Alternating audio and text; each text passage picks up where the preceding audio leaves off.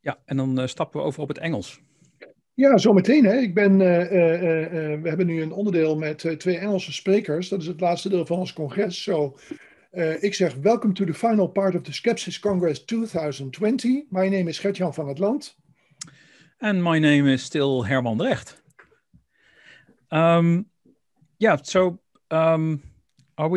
We're spot on.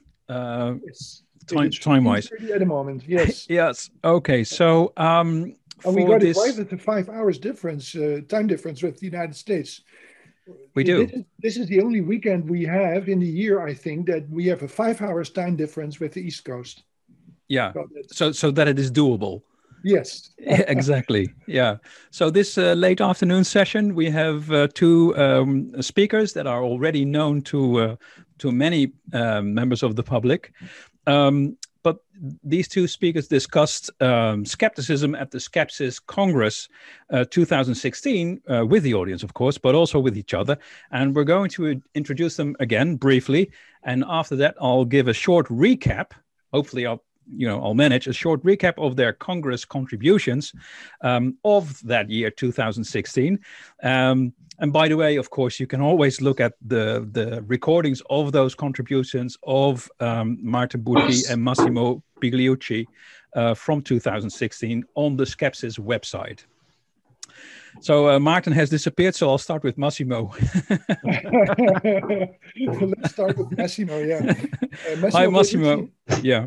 Hi there. He is the KD Irani Professor of Philosophy at the City College of New York. His academic work is in evolutionary biology, philosophy of science, the nature of pseudoscience, and the practical philosophy of Stoicism. His books include How to be a Stoic, Using Ancient Philosophy to Live a Modern Life, basic books, and Nonsense on Stilts, Onzin op stelten in Dutch, How to Tell Science from Bunk, which is published by the University of Chicago Press. His most recent book is A Field Guide to a Happy Life, 53 Brief Lessons for a Living, also appeared with basic books. And of course, you can find more on Massimo Pigliucci at his website, massimopigliucci.com. And it's now time to introduce Maarten, who has joined our broadcast. Maarten Boudry is a philosopher of science and current holder of the Etienne Vermeer's Chair of Critical Thinking at Ghent University. His most recent book is Science Unlimited on the Challenges of Scientism, co-edited with Massimo Pigliucci. He published more than 40 papers in academic journals, several popular books in Dutch on critical thinking, illusions, and moral progress. Right, so we have two quite impressive speakers. Yes, so a warm welcome to the both of you. Thank you, Gert-Jan, for the introductions. So what I try to do is to review your contributions from 2016 and see whether I can briefly summarize them. So I start with Massimo's contribution. So that's about 4 years ago, right? So Massimo, in that talk, you pointed out that a skeptic is only a skeptic if he or she carries the right epistemic virtues. So the notion of epistemic virtue is very important there. In brief, a skeptic ought to take the other-minded person seriously, must always show the right attitude for looking and seeking the truth and do the research, and the skeptic can therefore never be complacent, right? And can never fall back on the argument from authority, like, such and such says so that's why it is the way it is. And a skeptic can never fall back on that argument from authority.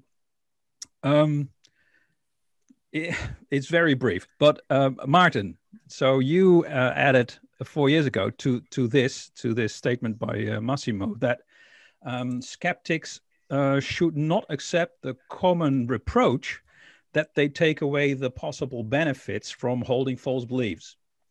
And you presented your dogastic catch-22 argument to show that it is impossible to reap the benefits of an illusion, because the moment you know the benefits of an illusion, you realize it is in fact an illusion, and so you cannot enjoy its benefits as an illusion or from the illusion any longer.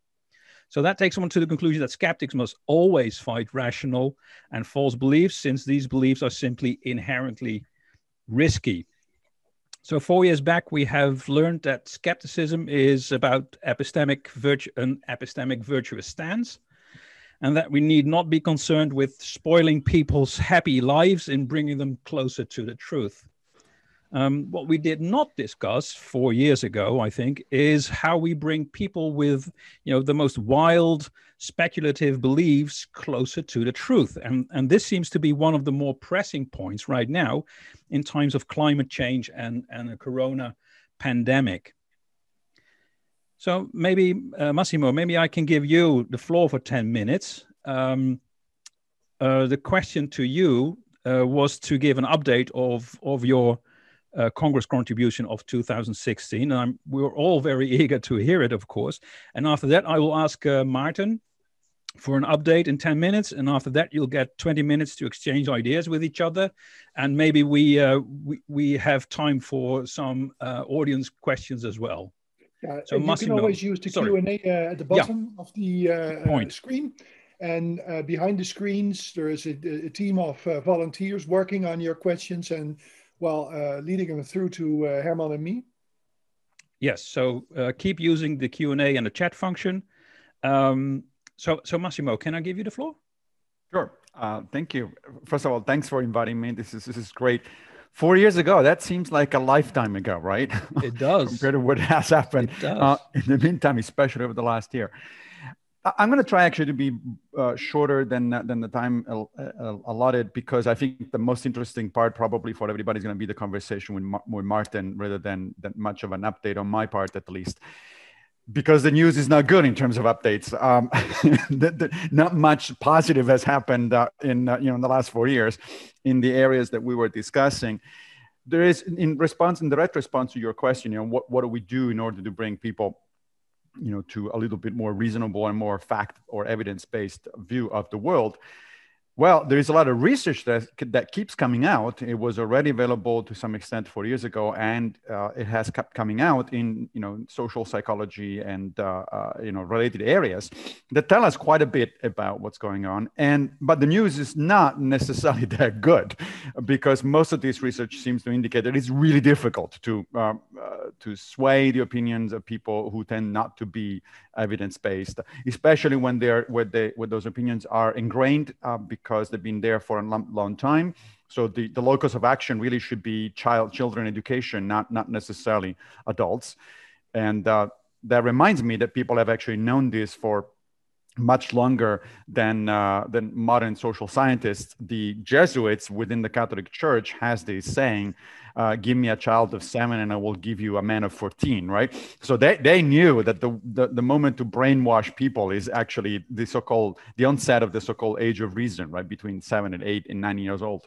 We tend to be late as skeptics. I mean, one of the things that keeps being surprising to me is that we try to talk to an audience other than talking to ourselves, which is fine. We can talk among ourselves. But when we address people with unfounded beliefs, we tend to talk to an adult audience, and we pay comparatively little attention to children, where in fact that is really the battle for the next generation. You could argue that the current generation is already lost, or at least largely lost.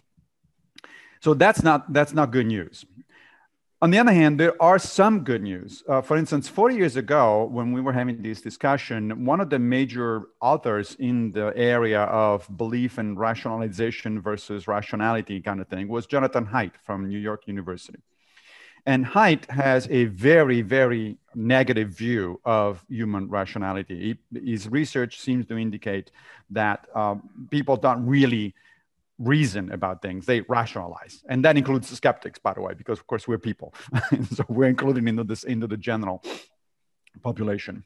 And I've always been, if you allow me, somewhat skeptical of Haidt's research for a number of reasons that go from methodological issues to sampling issues of his data, and to what I always thought were a bit too grand conclusions based on the evidence that he had. I mean, there is no question that human beings engage in rationalization. We've known that for a long time. And there is no question that everybody does it to some extent, even people who are trained in critical thinking and so on and so forth. But if you actually listen to Haidt, it seems like it's almost impossible. And, we should just give up about convincing people because, we're just rationalizing, confabulate all the time. The good news is, over the last 2 or 3 years, there have been a series of papers that have actually put a significant dent into Haidt's research and similar research that has come out in previous years. Turns out, actually, people are capable of rationality and people who do change their mind. So yes, yay to go, right? However, once again, this research actually tends to indicate that a lot of that happens in children, that children are surprisingly capable of evidence-based rational thinking. And then it's their education or lack thereof, I suppose, that kind of twists them and warps them into adults that lose that capacity. So there is some good news over the last 4 years, despite the fact that we live in a situation, in a climate where people are denying basic facts about reality, as we all know, and making life miserable for the entire planet as a result. The only other thing that I would add is that despite what I just said about adults being more difficult in terms of changing their mind, etc., it is certainly possible. And again, there is research that shows that it is possible. People do change their mind about things. However, typically that happens as in two broadly defined sort of categories or ways. One is as a result of a sudden, unexpected, usually tragic or otherwise shocking event, right? So people's worldview gets kind of shaken all of a sudden if something major happens. A pandemic would qualify as something major, especially if you happen to be unlucky enough to have lost your job or even worse, to actually having gotten sick. The problem is that often those kinds of shocking events do change people's minds, but they tend to change people's mind in the wrong direction. That is, people tend to embrace more magical thinking when they face desperate times, when they face situations that seem to be outside of their control. The other major mode in which, or modality that allows people to change their mind about things takes much more time. It usually takes, not even months, but years. It takes repeated exposure, and it takes repeated exposure from different sources, and it is particularly effective if these different sources are not antagonistic. So in other words, there is, for instance, a lot of research on religious fundamentalists leaving the church and accepting modern scientific notions such as evolution. And typically, not always, but typically the way this happens is not because Richard Dawkins beat them on the head and says, you're a bunch of idiots if you don't believe me. That never works, or almost never works. What happens is that they encounter friends or people that they trust that share the majority of their worldview already, but these people somehow differ in opinions to some extent, to an extent that we may think from the outside it's kind of minor, but those minor differences put the first crack, the wedge into people's beliefs. And then people start saying, wait a minute, if that person that I trust believes something differently from me, then maybe I should take a look into it. And once they start looking on their own, self-propelled curiosity, then that actually may result in fairly major changes down the road. But unfortunately, as I just described, that's a very long process. It takes a lot of energy, and it takes repeated exposure from different sources. That is, you almost never hear anybody, including skeptics, by the way, who have a conversation, and then you have a conversation that, you know what, you're right. I'm completely going to change my worldview. You're absolutely right. That never happens, right?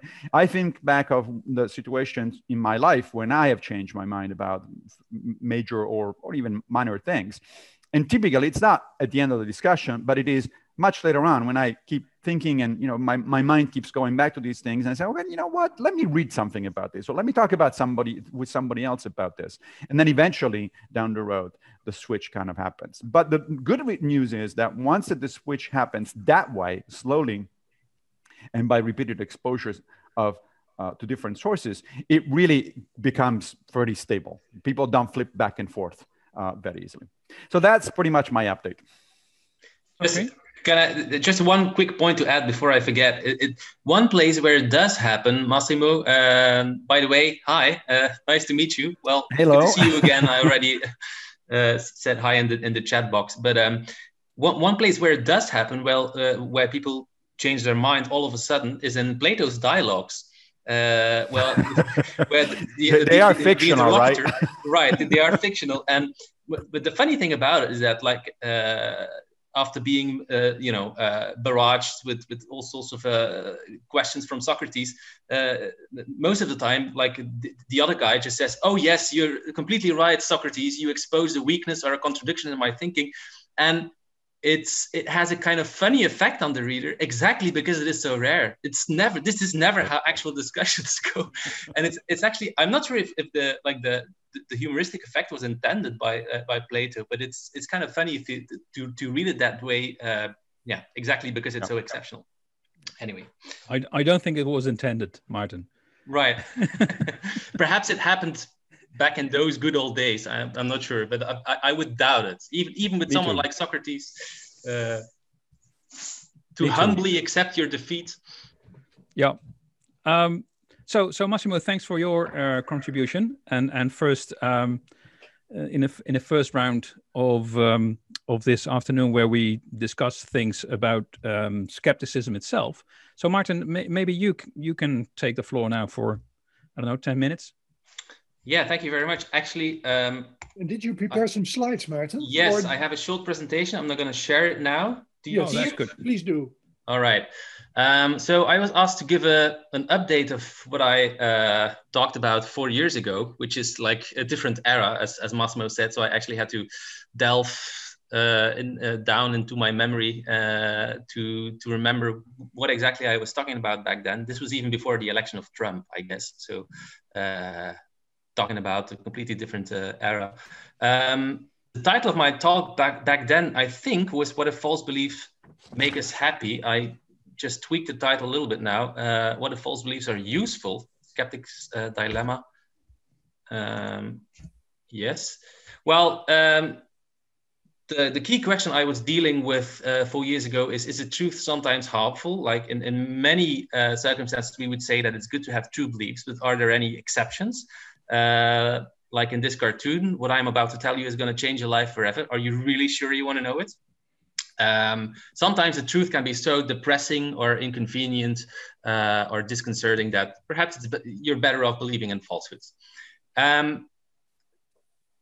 False beliefs can make you happy, but perhaps they can also be useful for society at large. This is something that I didn't directly deal with 4 years ago, but I'm going to try to address that question here quickly and apply it to,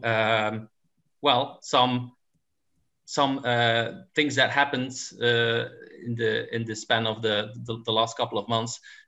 So the skeptic's dilemma is what I call, well, on the one hand, we want to expose false beliefs and illusions and deceptions. On the other hand, of course, we don't want to make people miserable. So if people have these illusions that make them happy, so who are we to take them away from them? So I think it's an interesting question to pose as a skeptic. Now, one argument on our side, of course, is that false beliefs can be dangerous, mainly because beliefs are levers for action. So people act in accordance with their beliefs, and that can be really dangerous, can even be deadly. People who put all their faith in miracles, for example, and so, for example, when they're sick and they don't go to a regular doctor, but they just put all their faith in God, well, that might actually cost your life or the life of your children. Overconfidence and War is another famous example. It's a book by Dominic Johnson about how many wars in history were actually started because of overconfident leaders and generals, people who really believed that they were the stronger party and that the enemy was just weak and it would be would be an easy victory. The First World War is an excellent example of that. So these false beliefs were extremely dangerous. I mean, they literally led to millions of deaths. So false beliefs collide with reality, inevitably even. I mean, sooner or later, reality is going to catch up with you. As Philip K. Dick, the science fiction writer, once said, this is one of my favorite quotes, about illusions. Reality is that which, when you stop believing it, in it, doesn't go away. So yes, of course, perhaps illusions can make you happy in the short run, but sooner or later you're going to have to deal with reality, because reality is not going to go away. You can call that the revenge of reality. Well, one of the prime examples of that is, of course, what happened during the last year, this terrible year, when a pandemic was wreaking havoc all across the globe.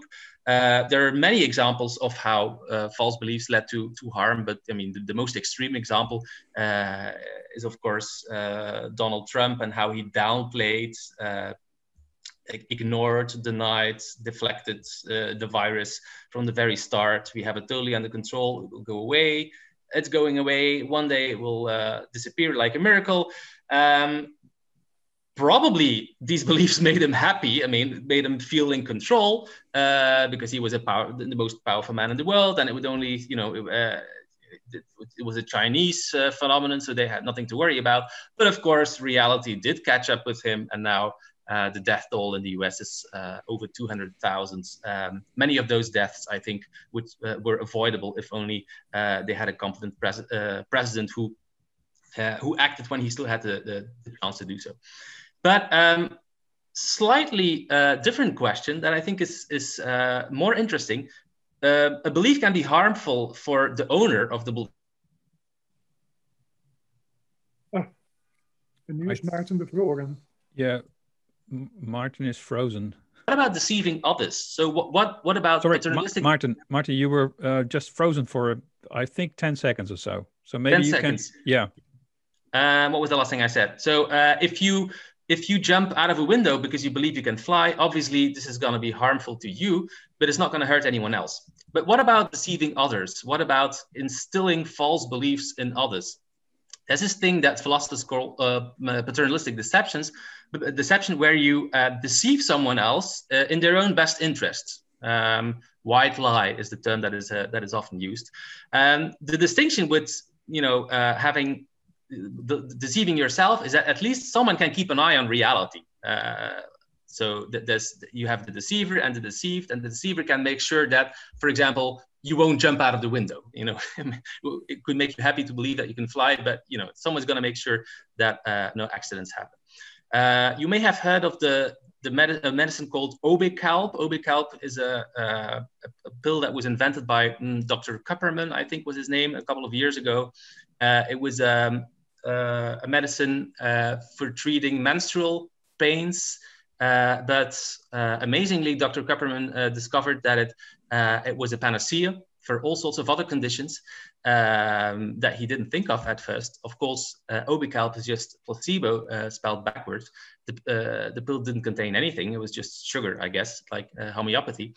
And it really made patients feel better. And Dr. Kupperman, of course, was well aware that it was a placebo. So he would also make sure that the patients didn't put themselves in dangerous situations. So in that sense, he was keeping an eye on reality. And you could say, well, shouldn't we do more of that?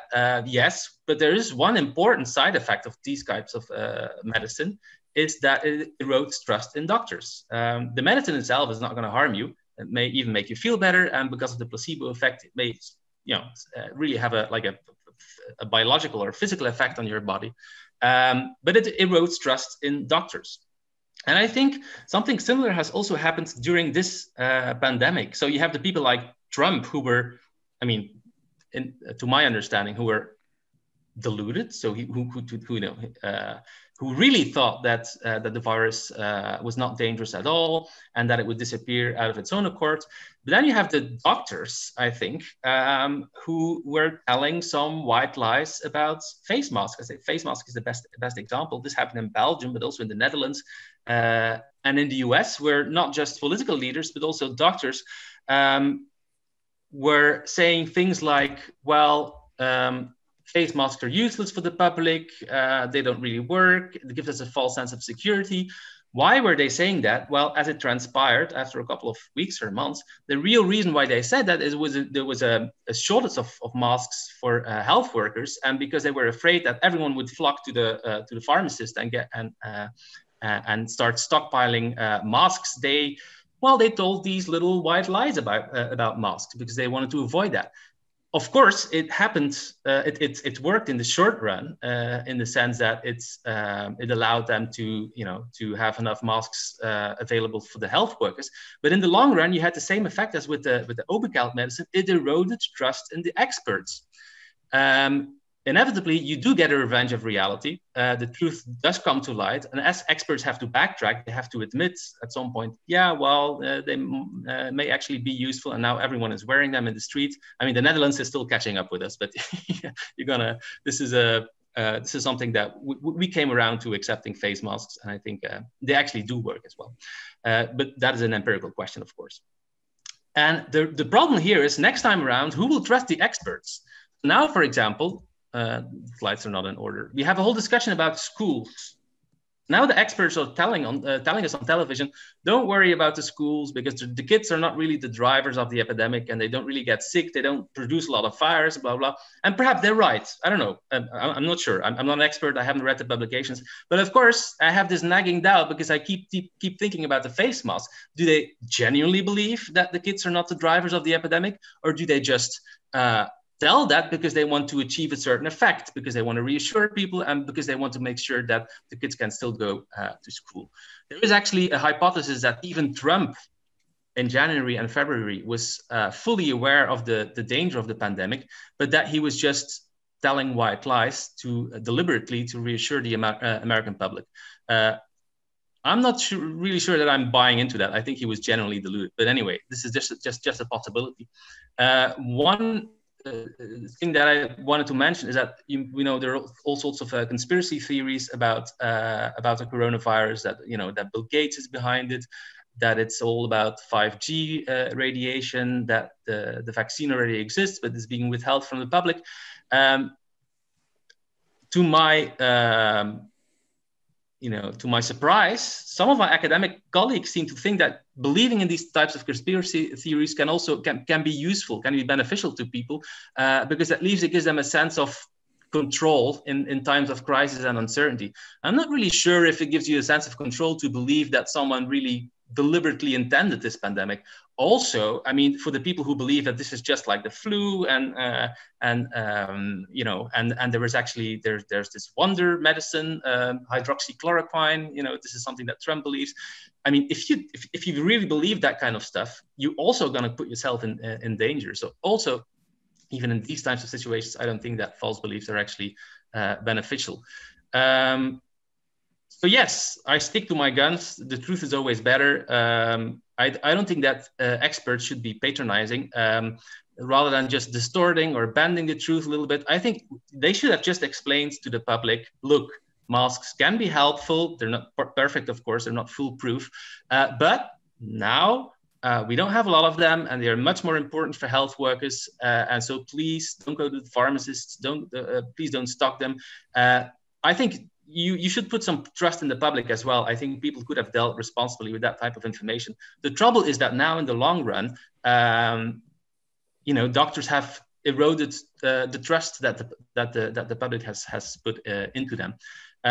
As you see, I've talked about a slightly different question than what Massimo was talking about. So because I thought I had to give an update of what I talked about 4 years ago. As it happens, I agreed with pretty much everything that Massimo just said in his own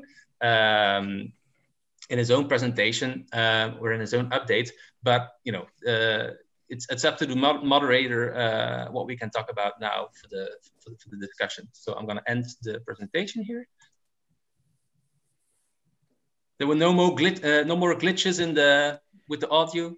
No. Okay. Apart from that one freeze, everything right. worked.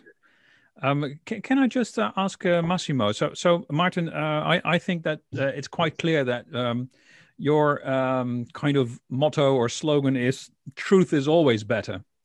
That's rather unconditional and rather categorical. Maybe Massimo, you want to react to that?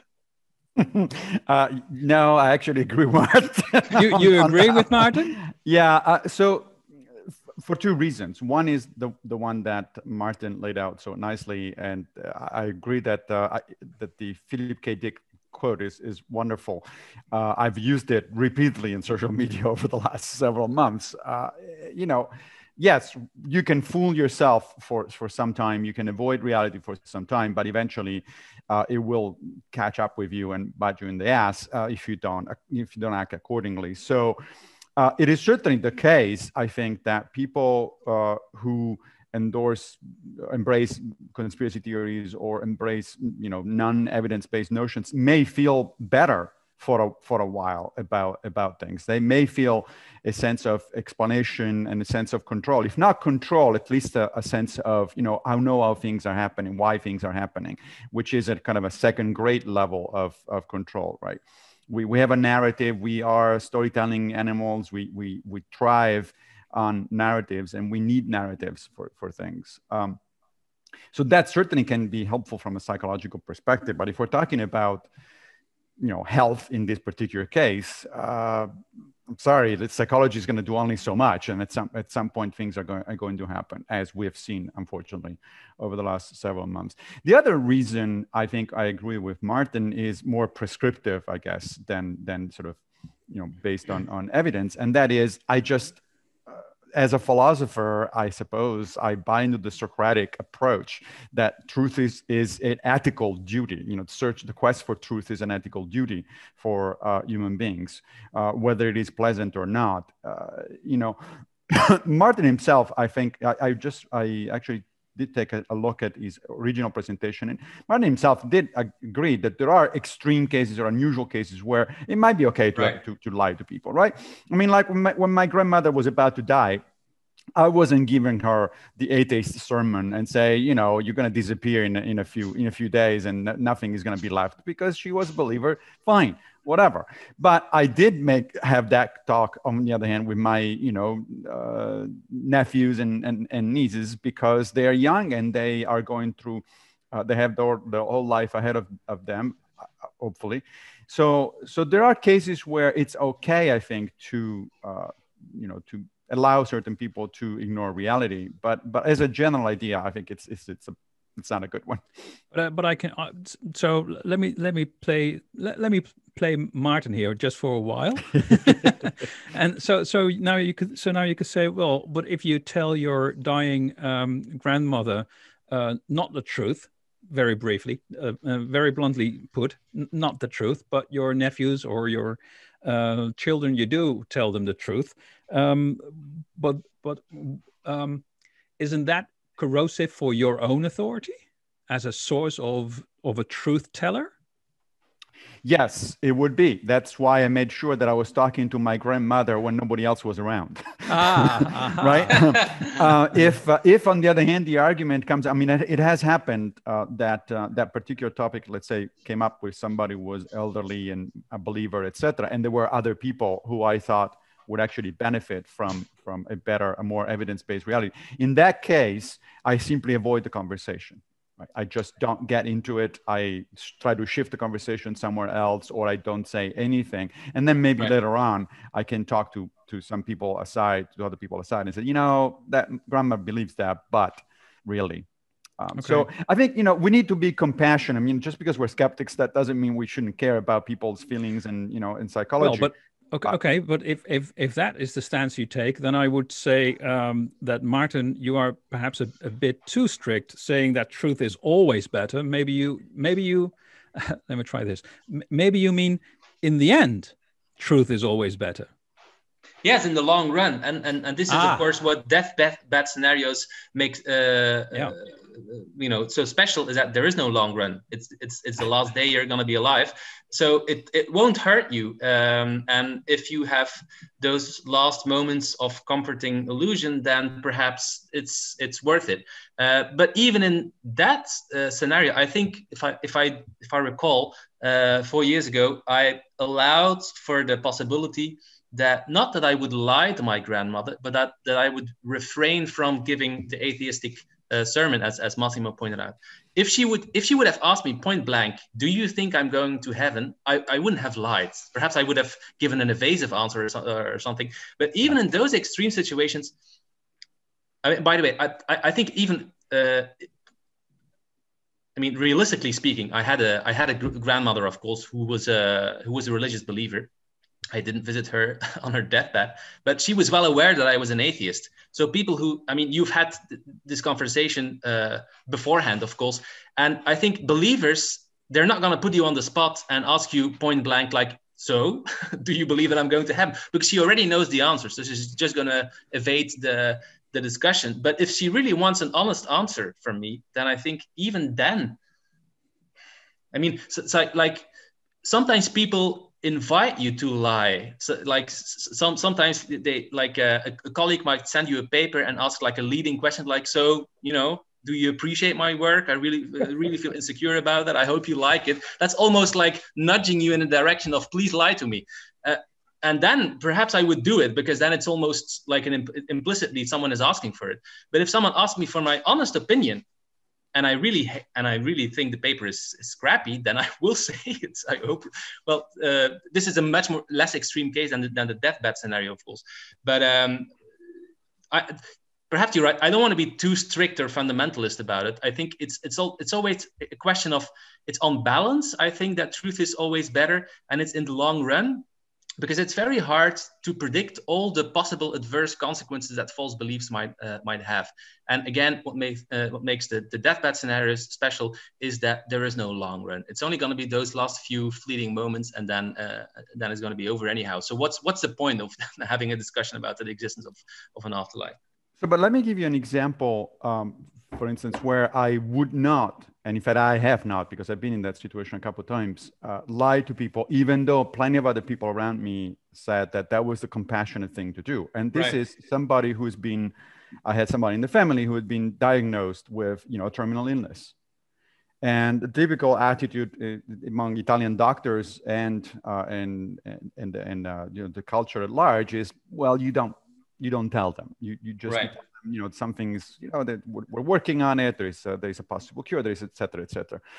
But I don't think that's the right thing to do in terms of, and that's an ethical issue. It's not really necessarily a matter of consequence. The consequence is this person is going to die pretty soon, no matter what I say or not say. However, if I were in the position of that person, I would want to know, not as I want to know the truth for truth's sake, but I want to know because I want to prepare myself for that situation, for the ultimate test of character, as the ancient Greeks and Romans called it, in my own way, right? And so that is a situation where I wouldn't feel comfortable lying. I mean, of course, you still need to, you know, the answer to these kinds of questions is always, it depends. We need specifics, depends on who the person is, what the situation exactly is, et cetera, et cetera. But other things being equal, I wouldn't. Because I think the person has the right to spend the last few months or year or whatever it is of their lives in whatever way they feel more appropriate, or to prepare accordingly, as opposed to just being lied continuously for months at a time by both doctors and family. Yeah. I do give an example in my book, my Dutch book, about willful ignorance. And again, willful ignorance is slightly different from having a full-blown illusion. So there's this research that shows that you know, people who have a family member with Huntington's disease, and so who are also in a risk group, there's a genetic test that you can do to find out if you have Huntington's disease. And some people just don't want to hear the test results. So I think if you're a doctor, and if someone asks you for the truth, then of course, obviously, it's your ethical duty, you have to give it. But if someone says, I don't want to know it, so even if you do know it, please don't tell me, because this is my choice, then yes, then in that specific case, I think the truth would be worse, because the truth would be something uncalled for, because if the patient wants to make that life choice, not to live truthfully, I mean, I would never do it. If I were at risk for Huntington's disease, again, as Massimo said, this is the real, like, a test of your, what is it, philosophical character? Yeah, that's right. Yeah, so it's something, I want to deal with that. I want to face my own mortality. And also I want to be reassured if I don't have it. This is something that they don't have in mind, that, I mean, if you do not know the test results, perhaps they are, perhaps it would be good news, and by just refusing to look at that good news, you're going to have that nagging doubt for the rest of your life that, oh, I might have Huntington's disease. I might develop symptoms in a couple of years from now. But so if I were in that situation, I think I would want to know the truth. Sure. But if someone doesn't want to hear it, then sure. But I think I do wonder what. So I guess, Maarten, that so there is a pragmatic, there is an ethical dimension to the idea that the truth is always better. Sometimes it depends. I'm playing the devil's advocate here. Yeah. So the way I develop the argument in my book is the truth though is always better. So I'm trying to convince people that if I were in your shoes, I would always go for the truth. But of course, you don't have to. It's not up to you to make that decision on someone else's behalf. So if someone else really wants to be deluded, then sure. I guess it would be fine then. Yeah, which, by the way, brings us back to, what we're doing as skeptics, why are we punching, holes into other people's beliefs, et cetera, et cetera. Well, but nobody obliges other people to read skeptics' books or to go to skeptic conferences or, things like that. So this notion that we're ruining for the rest of the world is really a little bit of nonsense. If people, I think that what skeptics have to do, I think, again, in terms of ethical duty, really, is to present a counterpoint to so much nonsense that is available in society at large. And so that if those people who do want to know the evidence, those people who do want to look at the sources, etc., have references, have reference points, and they can actually do it. We don't go door to door and knock on people's doors and say, hey, have you heard the latest truth about UFOs not exist? It's like, no, that it doesn't work that way. But I wanted to bring back something, the conversation to something that Maarten has mentioned in his presentation, and that has actually showed up also in the chat, and that's the issue of trust. Research shows pretty clearly that most people at some level or another, they have to trust some authority, right? We cannot all check stuff for on our own. We don't have the time. Can I interject a question from one of the members of the audience, which is spot on what you're now saying? Sure. I read the question of Hans Vernave. He asks, how can a layperson not be partly believing things based on authority, since she must be relying on expert information which she cannot check by herself, which is exactly, I think, the point you're trying to make now.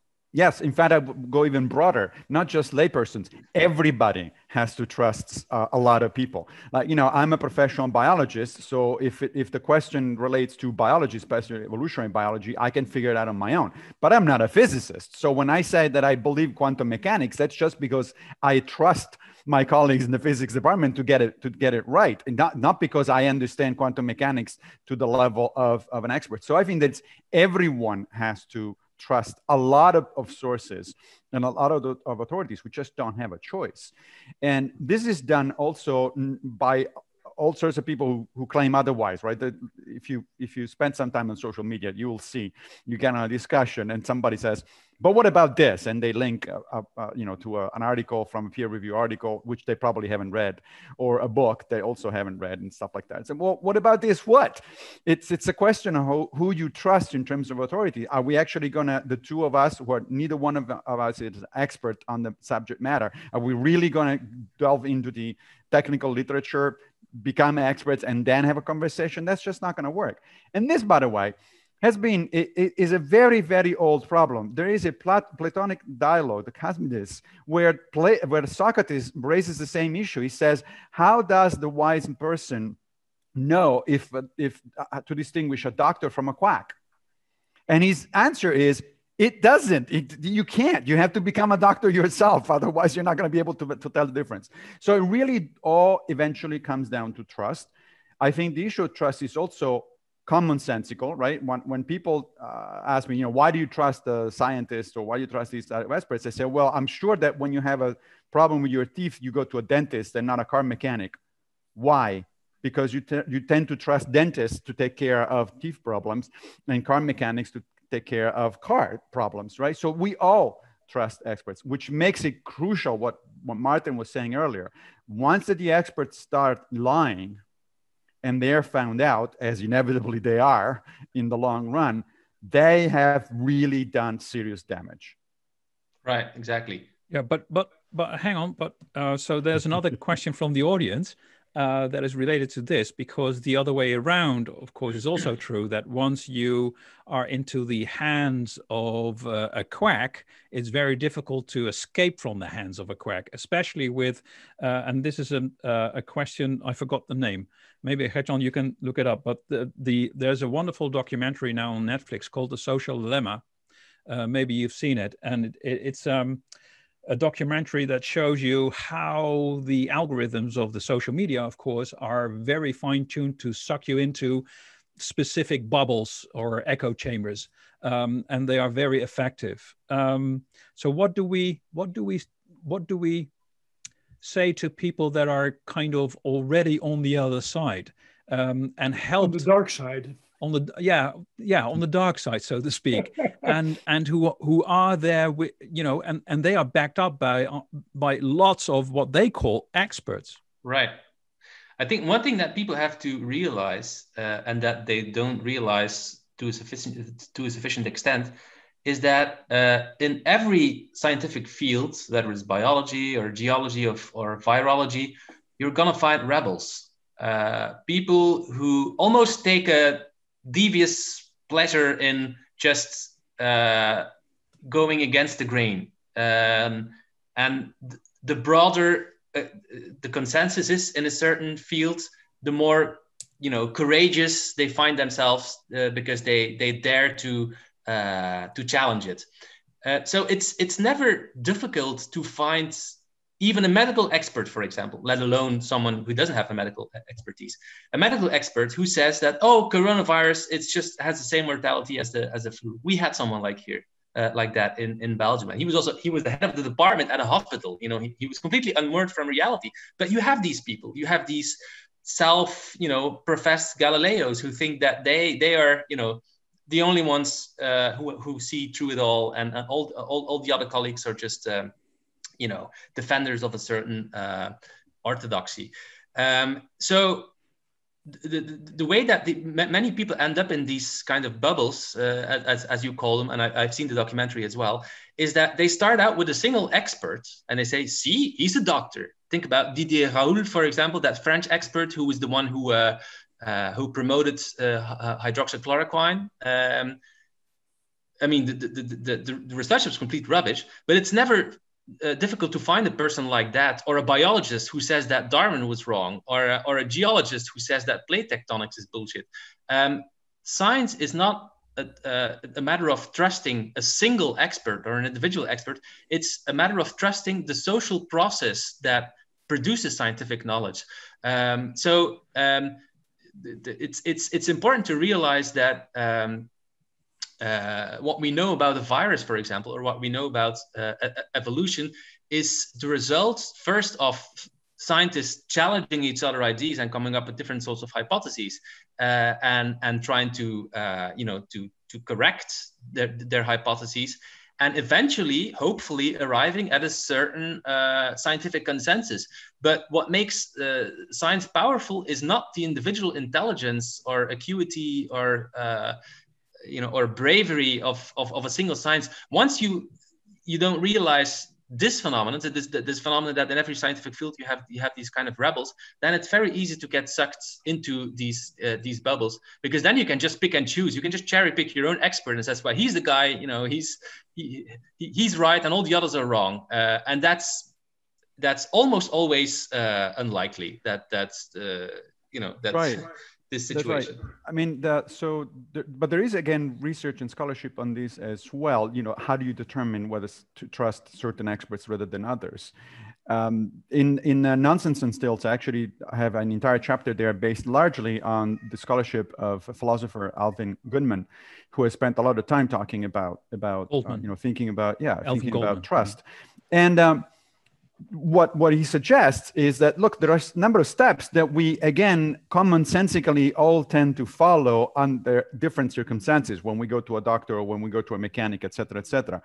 And that is, if we're not experts ourselves, then we look for a number of other criteria. Is this person really an expert? You know, that's why doctors have diplomas in their offices when you walk in, because they want to make sure that you know that they're real doctors and they're not, you know, they didn't just make up the thing. That's why you get a second opinion, because you're trying to get consensus among, when there is something that is really important, that's really something that really at stake, then you need a second opinion or a third opinion. You try to look for consensus, right? You look into the history of that particular person. Has this person been wrong before? There are things that we can all do. Now, are they, you know, surefire? Are they guarantees or truth? No, of course not. And in fact, even when Maarten says, you know, there are the self-professed Galileos, well, occasionally there is also a real Galileo, right? Occasionally there is the person that really is right, as it turns out, and the rest of us is wrong. Unfortunately, however, there is no way to tell.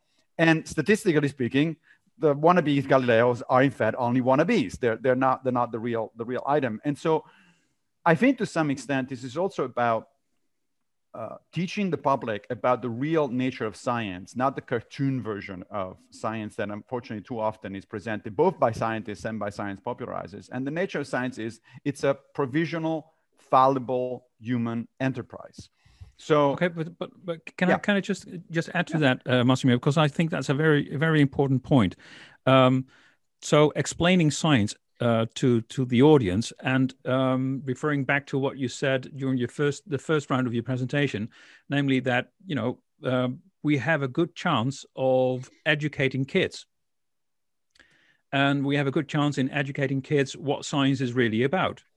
And so what I see is there's maybe this is too simplistic, but there seems to be a competition going on between, on the one hand, everything that we share under the social media entertainment industry that sucks in the kids at a very early age and gets them to all kinds of sources at a later age that we don't recognize as the real experts, and a school system that is battling this tendency that children are being taken away or abducted, so to speak, into a different direction. So what do you, maybe this is a question for the both of you, what would you advise policymakers to do to make sure that children get to know science at an early age? And that they do not follow influencers, for instance, but exactly look at the real facts. Well, it's a tough one. I mean, it's a really important point, but it's a tough one. I would say two things. I'm curious to hear what Maarten has to suggest, but I would say two things. At the school level, and so then therefore at the level of policymakers, we really need to rethink the way we teach our children drastically. You know, much less emphasis on testing, especially in the United States, much less emphasis on, you know, fact recollection and things like that, and much more emphasis on critical thinking, on process, and so on and so forth. But that means a lot of things. It means retraining teachers, for instance. So you need a whole generation of teachers. You need smaller class sizes so that you can have discussions with the children, even at a young age. All of that requires money, requires political will, and it's not going to happen anytime soon. But I think that would be the way to go. So restructure the entire education system. As far as social media is concerned, I mean, there are already, you know, laws and even agreements of service with social media like Facebook, et cetera, that set a minimum age, but most people ignore it, right? And so the question there is not much what the authorities can do, but what the parents can do. Parents have a responsibility to teach and guide their children. And we increasingly see that most people don't do that for a number of reasons, because they're outsmarted by the kids who know a lot more about, you know, apps and smartphones than they do, because they don't have time, because they work sometimes, again, especially in the United States, multiple jobs in order to get, you know, to put something to eat on the dinner table, that sort of stuff. But it really is the responsibility, ultimately, is the responsibility of parents. You are the ones who put these children in the world, and you can't just allow them to run wild from a young age and be exposed to whatever it is. That's your duty, your ethical duty as a parent, is to guide them. And part of that guidance is also, not allowing them to be exposed to certain things on social media, or at least to limit and then manage their exposure. Okay, Maarten? Right. Yeah, I think if there was one thing that I think teachers need to instill in children from an early age is the fallibility of human reasoning. Many people think, because they have, that's the way they have been brought up, that you just have to follow your common sense. If you just a bit of logic and you can reason your way out of a exactly. Yeah, that's a very good example. That's that common sense, Massimo, in Dutch. Yeah, and it's a kind of a magazine for conspiracy. Yeah, it's from the dark side. This is what happens when you follow your common sense, because in many cases, in many respects, science is very counterintuitive. So the reason why we need science in the first place is that we can't figure out things all by ourselves. Because our brain is just very vulnerable to all sorts of delusions and plays very strange tricks on us. You can apply that to perception, but also to reasoning. And I think what people need to realize from an early age is to distrust their own brain and to also to distrust the brains of influencers and other people who try to convince them of certain things. The reason why we need science in the first place is that individual brains are fallible and vulnerable to all these delusions and biases and fallacies and deceptions. And science is a social process in which different people correct for each other's biases, what Francis Bacon called the idols of the mind. So the confirmation bias, for example, the fact that we only tend to look for things that confirm what we already believe, and we ignore or we just explain away the things that don't fit our narrative. I think this is there's this famous quote by Richard Feynman, the first principle of science is not to fool yourself, and you are the easiest person to fool. And it also gets back to my other point about you shouldn't trust individual experts, because individual experts are just human beings, and they're as susceptible as any layperson to the foibles and fallacies of human reasoning. What you should trust, to the extent that you should trust science, you should trust science as an institution, or even more as a process for correcting the biases and fallacies of individual human reasoners, and then hopefully ending up with something that is still not absolutely infallible, but at least it's the best thing that we have on offer. So yes, scientific knowledge is going to change. Even with the virus, I think it's a beautiful illustration of how you start out with maximum ignorance, because we didn't know shit about the virus. But first of all, because the virus, like a year ago, the virus didn't even exist, because it was still in a bat somewhere and it hadn't mutated yet to adapt to human beings. And then very slowly, the margin of uncertainty, like the realm of ignorance, is reduced. So we start to learn more and more about the virus. But at first, of course, scientific opinion is going to be all over the map. I mean, some people rightfully, hypothesized in January and February, for example, that it was similar to the flu. That was a respectable opinion back then, because there was so much uncertainty.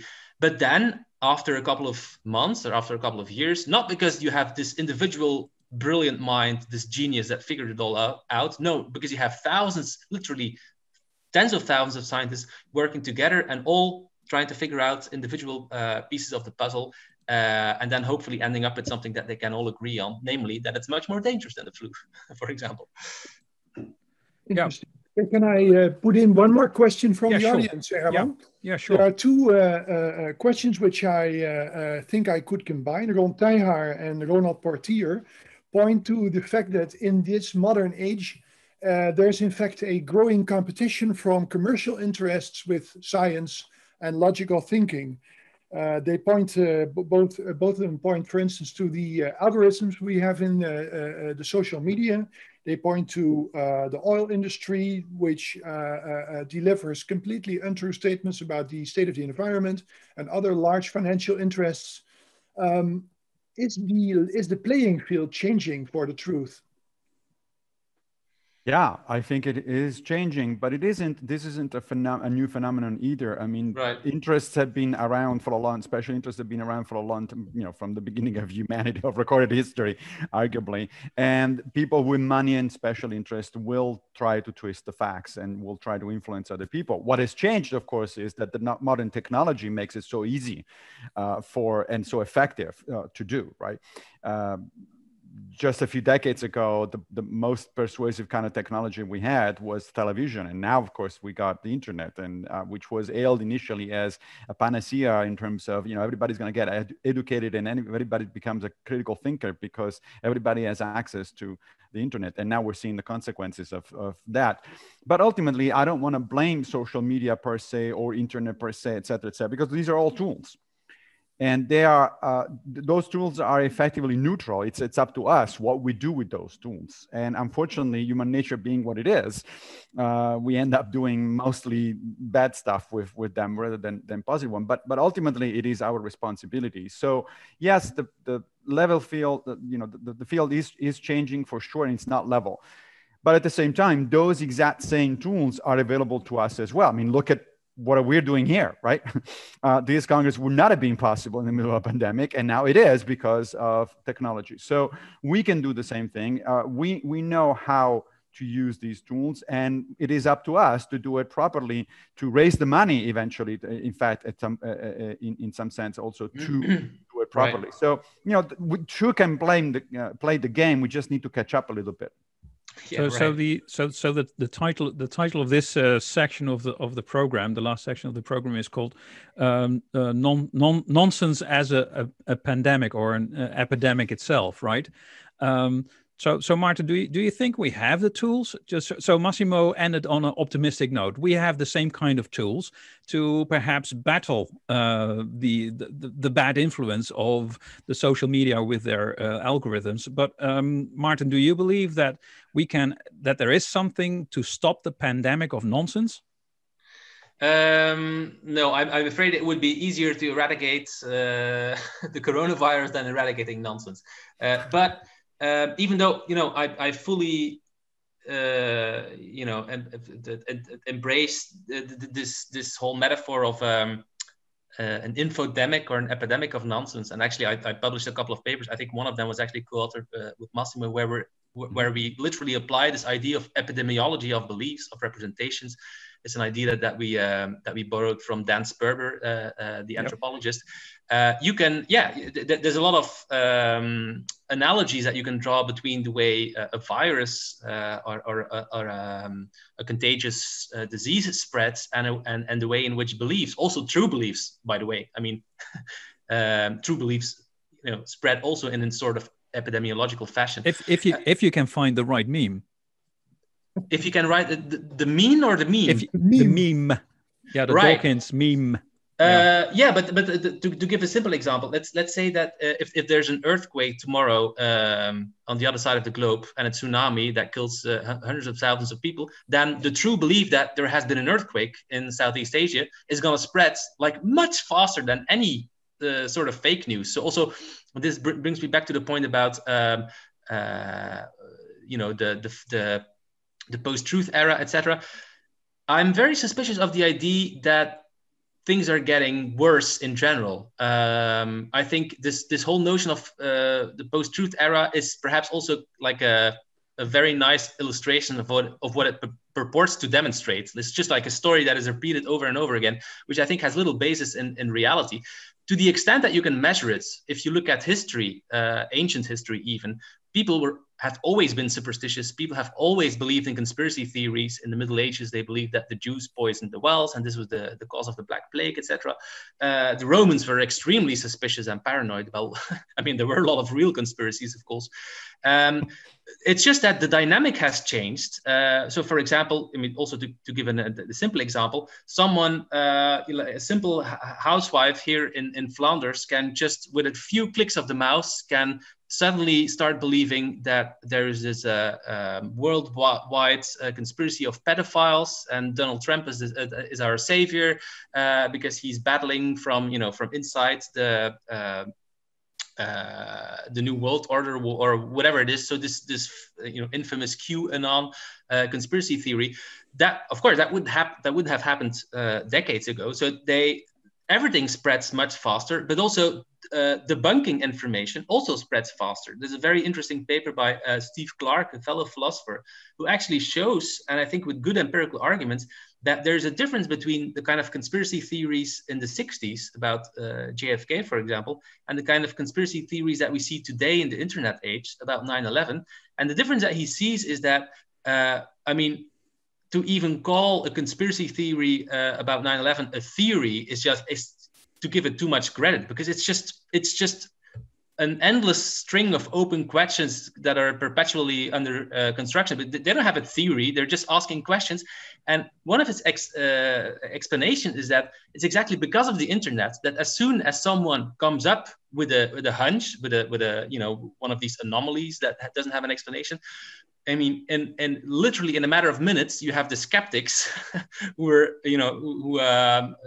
jump on that and who are going to try to debunk it. And this is one of the reasons he thinks that conspiracy theories today don't even get an opportunity to develop in the way they could in the 60s and 70s, because they're immediately exposed to critical information. So this is a useful role that we can play as skeptics. So I think, of course, there is an epidemic. It's true, and we have to do as much as we can to fight it. We will never, conquer the epidemic in the sense. I mean, it's always going to exist, but we can keep it at a low. I think at a manageable level.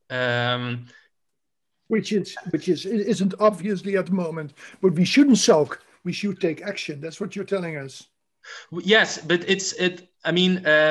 but we should realize that it's not something new. So the dynamic is new, as Massimo said. I mean, the social media is of course a completely novel phenomenon. But also, we shouldn't panic. It's not that the truth is a thing of the past, and now we live in an age where people can't tell truth from reality anymore. Even when you look at the virus, for example, I mean, you have these people who believe all sorts of crazy things. But on the other hand, I mean, also to end on an optimistic note, 80 or 90% of the people follow the experts, and they just believe, but first of all, that there is a virus, that it's dangerous, that face masks help against it, that there's all sorts of things that you have to do, or that you have to wash your hands. And this is also, I mean, there's a high level of trust that people have to put in experts, because they've never seen the virus. I mean, how do you know that washing your hands helps, or that wearing a face mask helps, or that maintaining a certain distance helps? It's so. You can look at it from two different perspectives. On the one hand, the majority of the people have embraced the scientific consensus about the virus. But then there's, of course, this strong and vocal, very vocal minority, the guys who published the Gezond Verstand, the Common Sense magazine. And some of them may be dangerous. A minority of that minority are the people who would threaten politicians, or who would destroy 5G installations, etc. Maybe just one more question to you, Massimo, by way of closing this section, because we're already over time. Well, I'm not too worried about it, but it shouldn't. We should. There's not room to talk for 10 or 50 more minutes, so we should come to a conclusion. Yeah. So Maarten, thanks for that optimistic note. But my question to Massimo is: okay, so belief is just the flip side of the coin that also has on the other side the idea of action, right? So beliefs lead to action. Do you think that the optimism of Maarten will ring through next Tuesday? Yeah, good one. That is a really good question. I can tell you that my wife and I will actually be in Washington, D.C. During election day for a completely unrelated issue, because I'm going to be recording a number of lectures for the Great Courses Company. And we will be bringing with us our European passports in case things go really down the drain very fast. However, that I think it's not likely. I do think I'm still slightly optimistic about the system, as flawed as it is, and the American people as flawed and divided as they are, to actually come true. Of course, this is an empirical question, and we're going to find an answer in a few days. Yeah, I think I share your prudent optimism, or like I have to be. I was shown a lesson in humility 4 years ago, because I was absolutely convinced, well, not absolutely, but that Hillary Clinton would win. Yeah. So now I'm kind of much more cautious. I think if you look at the polls, they are even more in favor of Biden than they were in favor of Clinton 4 years ago. But still, you never know. And because of the strange, electoral college system in the US, even if he wins, even if Biden wins the popular votes, Trump might still win. Yeah. So, but I think I would be willing to place a bet, not 99 against 1, but that I think 80 against 20, that would be fine with me. So I'm reasonably confident that, yeah. That's interesting. So we're playing a Bayesian game basically here. Yeah, right. So we have a 20% chance of losing here. Right. Yeah. I guess by that, I often ask my students, actually, when we have conversations about controversial issues, to give me their estimate. So if you had to bet up to $100, how much you bet on this outcome. So it looks like Maarten is slightly more optimistic than I am, because I'm giving it about 60 or 65 at this point. But we'll see. That's not a lot. Yeah. But of course, my point was that if people have certain beliefs, they will, these are voters, and they vote in light of the beliefs that they have. If there is something like, maybe not a pandemic or an epidemic of nonsense, but at least a kind of growing oil spot on the water of common sense. In what sense do you believe that we ever get a chance to kind of restrict or limit the nonsense in a democratic society like ours in such a way that we have more confidence that these people will also vote for the most common sense politician? I don't have a lot of confidence. I mean, we tend to forget that both Hitler and Mussolini got elected. So people, I don't have a lot of confidence in people's ability to figure out what is best for in terms of their kind of government. On top of which, by the way, in the United States, there are additional issues. The Electoral College does skew things away from popular vote. It's an arcane system that it's really problematic. And on top of that, one of the two parties in the United States, which shall go unnamed, has engaged in widespread voter suppression for the last several weeks, and has packed the Supreme Court precisely in advance of a possible controversial outcome of the election. So it isn't just the public, it's the system, it's the structure of the system that is problematic. And that is the thing that makes me less optimistic than Maarten, I suppose, because we don't have just the American public decision to deal with. We also have a flawed system at a structural level. Nevertheless, my answer usually when we get to this kind of pessimism is always to go back to Carl Sagan's famous The Demon Hunted World. The subtitle for that book was Science as a Candle in the Dark. And I generalize it as reason as a candle in the dark. I think that a far more realistic expectation and goal for us as in the skeptic community is not to convince everybody to eliminate the pandemic of nonsense. That's not going to happen. That is never going to happen. I agree with Maarten.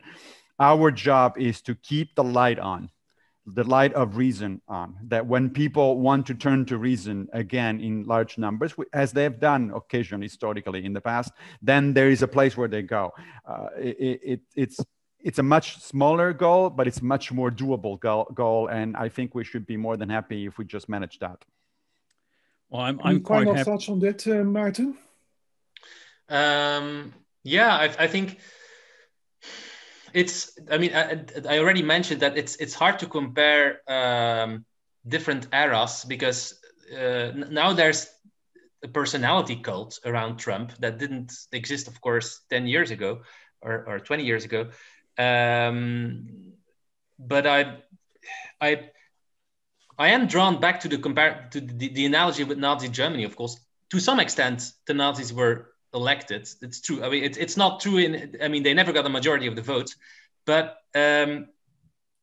what I do think, I mean, you can. One comparison that you can make is that there was this infamous, the most destructive conspiracy theory of all time, probably back then, the Protocols of the Elders of Zion, which was a very specific, elaborate conspiracy theory about this, this secret society of Jews that were about to destroy European civilization, etc. I'm kind of hard pressed to find something that is as dangerous today. Even like Trump, of course. I mean, he's just spouting all sorts of nonsense, and he was the one who popularized the whole birther conspiracy theory. But even that, I mean, it's nothing compared to the Protocols of the Elders of Zion. I think even Trump wouldn't get away with something like that today. So perhaps I'm being a little too optimistic now, but I think. The environment back then, also the kind of information environment for people living in Germany in the 30s was different than our environment today. So even though I think Trump he would be a good tyrant, like if he would have been born in a different age, he would probably become a Mussolini or something like that. He has a lot of the personality features, but I do have a lot of. Isn't a good tyrant an oxymoron? Well, he would make for. Yeah, I mean, in a way, he's also Maarten. He's stupid. So in that sense, he wouldn't make for a good tyrant. But he has a couple of the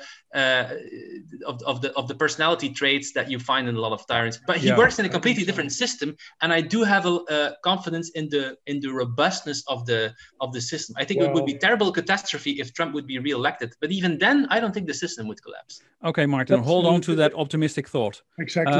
We have to wrap it up. We have to wrap it up now. Massimo has to go. You have to go. We all have to go now. It's a very interesting discussion. There are some closing remarks, of course, by Gert-Jan. But first of all, let us thank Massimo and Maarten for their very fruitful contributions to this part of the program. That was very nice to hear. Thank you. You're welcome. And it really didn't feel like an hour. It felt like 5 minutes. If it were up to me, we would continue this for hours. I know if it were up to you, Gert-Jan, we would. Yes, probably. But we have to wrap it up. So thank you guys very much. Yeah. And hope to see you again very soon. And let's wait and see what happens on the 3rd of November. We hope for the best. Fingers crossed. Yeah, even skeptics sometimes engage in a little superstitious ritual. It doesn't help, but fingers crossed. Knocking on wood. Yeah. Right. Bye, Thanks, guys. En daarmee komen we aan het einde van ons congres.